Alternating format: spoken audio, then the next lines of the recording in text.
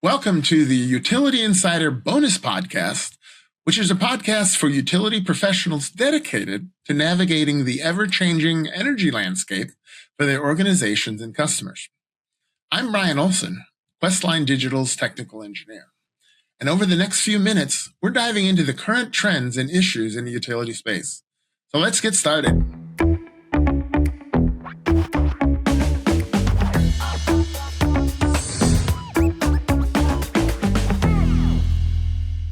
So the reason we're even talking about renewables today is because the energy landscape is changing and shifting away from the traditional centralized generation towards a decentralized model. And an example of this is the proliferation of solar and wind and distributed energy resources. So this changes and reshapes how and where energy is produced, and in the case of solar, possibly used, because if it's generated, it can't go back all the way up on the grid, but we'll talk more about that in a few minutes.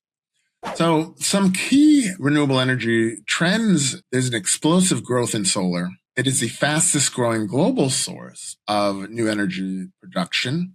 And in the United States, according to the Energy Information Administration, solar accounts for over 50% of planned new capacity for the year 2026, which is a 60% increase year over year. There's several reasons why renewable energy projects are desirable versus some of the traditional models. Solar and wind are now cheaper in most cases than fossil fuel alternatives. And this often means including energy storage. So what you have is the benefits of consistency of power, but also the renewable nature of wind and solar, because the batteries even out the amount of time it's available. Another thing to factor in for some of us is that any significant carbon emissions involved in the life cycle of solar and wind occur upfront. And there's a lot fewer emissions than there would be in natural gas after the facility is built. So another reason why renewables might be a really good idea is that if you look at project periods, in other words, the amount of time it takes to go from ground zero planning all the way up to implementation, with wind and solar and batteries, you're looking at about 20 months to full implementation and ability to utilize. Gas combustion turbines can cost between 2.6 to 4 years of your time, and possibly longer now that it looks like most major manufacturers have a 3 to 4 year backlog on the type of equipment that are needed for these facilities. And in the case of nuclear, which is very favored by the Department of Energy today, it's about 15 plus years traditionally. And they're trying to get the small modular reactors, the ones that go into a neighborhood and power an entire neighborhood. They're trying to shorten that to 4 years, but that won't happen before the year 2030.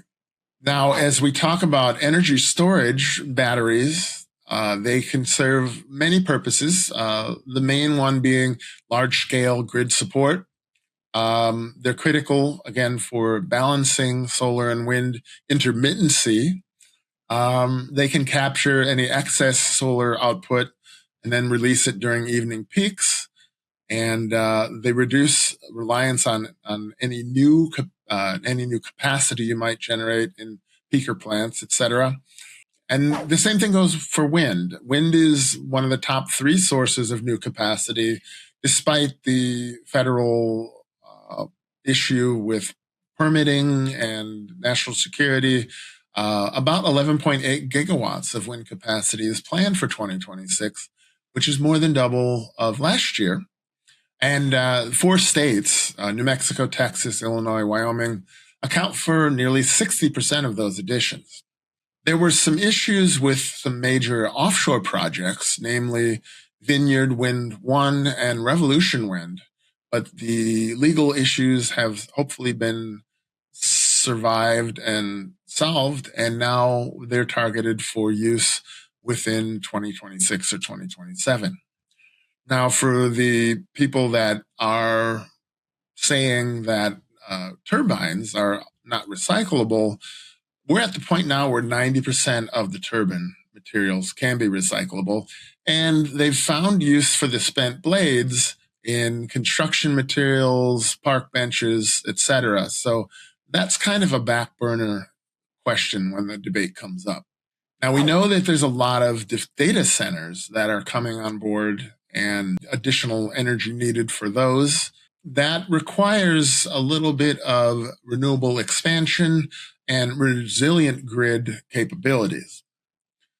So what this means for a utility is that rooftop solar tends to reduce traditional energy sales and pressures legacy business models, but somehow utilities are left holding the bill for maintaining and upgrading grid infrastructure. It's also worth noting that that infrastructure wasn't designed for bidirectional flow, so we need to upgrade that so that that can be done. In this grid modernization, there's going to be a significant investment required to build a flexible smart grid. There's one in Boulder, Colorado, and others are slowly approaching completion. And if we implement advanced meter infrastructure and sophisticated energy management software, we should be a long way towards accomplishing that goal. Now, what does this mean in terms of opportunities for you, the utility? Well, you could get involved in leading the development of large-scale renewables and battery storage. Now, that runs countercurrent to intuition, where you were trying to make sure that everything stayed in-house. And along with this comes a different mindset, going from selling kilowatt hours to selling customer-centric energy services. So you're becoming more of an energy partner from a one-way service model. So there's a much different relationship you'll establish with your customers. Get out in front of bill changes, grid updates, project benefits. Use your social media, email, and websites to develop clear, consistent messaging, which is a necessity when you're trying to do something new and you're trying to instill trust in a partner. It may come as a surprise to some that you should foster the involvement of your utility with solar programs, community solar, time of use rates, incentives, etc. Because what we're finding from a lot of studies is that a lot of customers are more interested in not just the cost of their energy, but in sustainability focused initiatives. There's always going to be people that can barely afford their electric bill, and you're going to handle them simply the same way you typically did, with the advent of maybe making them aware of programs that they could sign up for and get involved in that might reduce their long-term electrical costs. So this means for you that you have to train each of your employees to become an ambassador for clean energy. Make sure that your teams are informed and trained and equipped to support customer questions. Again, we talked consistency is very important in these situations. So what this means to all of us is that the renewable transition is going to be complex, but utilities can lead that process by embracing this decentralization, increasing energy storage, grid modernization, and fostering customer-centric operations. And hopefully together we can all build a cleaner, more resilient, and more equitable energy system for future generations. We hope you found this information both useful and informative.